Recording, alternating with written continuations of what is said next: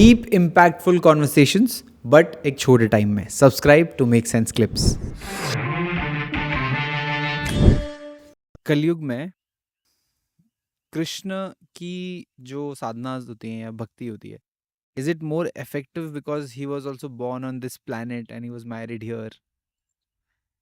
कृष्ण इसलिए भी बहुत ज़्यादा रिलेवेंट है हिमांशु, क्योंकि उन्होंने बहुत ही मनुष्य के स्वरूप में जीवन जिया। राम और कृष्ण दोनों का जीवन जो है वो ऐसा ही रहा। दोनों अपने अपने जीवन में जहाँ जहाँ पर परेशानियाँ आई उन्होंने फाइट बैक किया। राइट।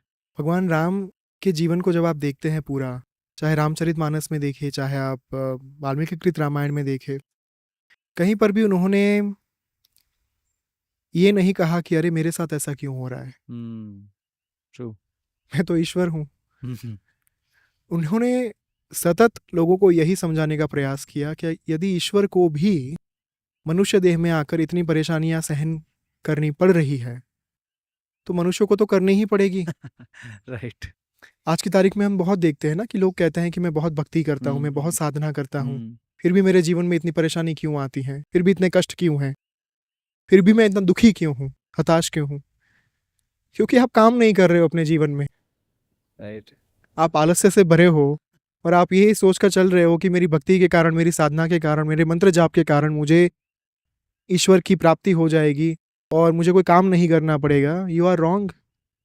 14 साल भगवान राम ने बिताए थे वनवास के दौरान। वहीं पर भगवान कृष्ण जो है, जहां पर उन्होंने जिन जिन नगरियों को छोड़ा फिर कभी वापस मुड़कर नहीं देखा। राइट।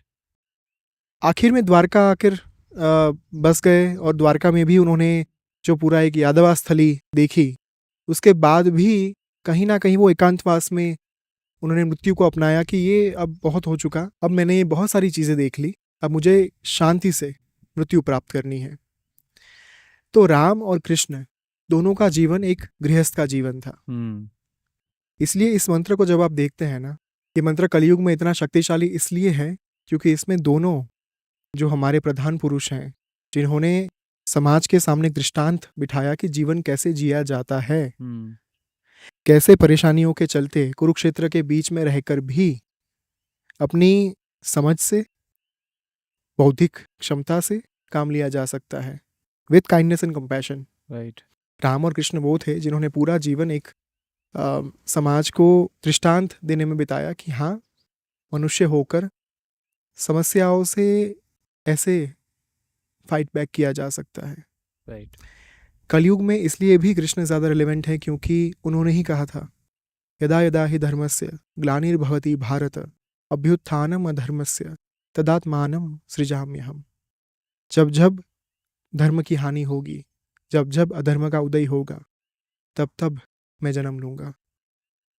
क्या वो ये कहना चाहते थे कि मैं कृष्ण के स्वरूप में आऊँगा या फिर कल्कि के स्वरूप में आऊँगा? उनके कहने का तात्पर्य ये था कि उन प्रत्येक मनुष्य के जीवन में, उन प्रत्येक साधकों के जीवन में मैं वापस लौटूंगा, उनके हृदय कमल पर विराजमान होऊंगा, जिनके हृदय में धर्म का निवास होगा। Right.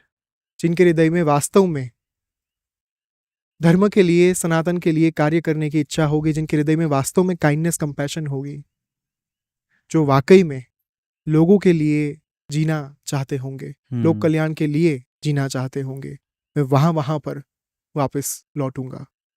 And that is why Krishna हर बार लौटते हैं, बार बार लौटते हैं, प्रत्येक युग में लौटते हैं, प्रत्येक समय में लौटते हैं।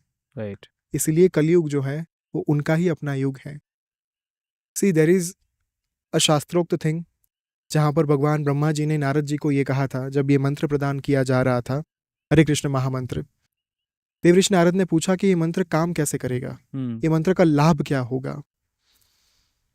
भगवान ब्रह्मा ने कहा कि कली काल में, कलयुग में कली के प्रभाव से बचने के लिए ये अत्यंत शक्तिशाली मंत्र होगा। ओके।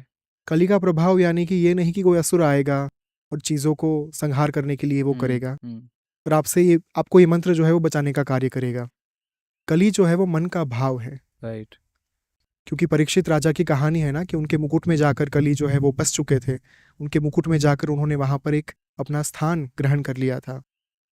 तो इसी तरीके से जहां जहां पर कली का निवास होता है, कलिकाल जहाँ पर व्याप्त होता है, वहाँ पर कली के दुर्विचारों से, कली के प्रभाव से एक मनुष्य के मन को, उसके अंतर को मुक्त रखने का कार्य जो है, वो ये मंत्र करता है। वो कार्य कृष्ण स्वयं करते हैं। राइट। इसीलिए कृष्ण का जो प्रभाव है, कृष्ण के मंत्र का जो प्रभाव है, कृष्ण की साधना का जो प्रभाव है, वो आज भी बहुत ज़्यादा गहरा है।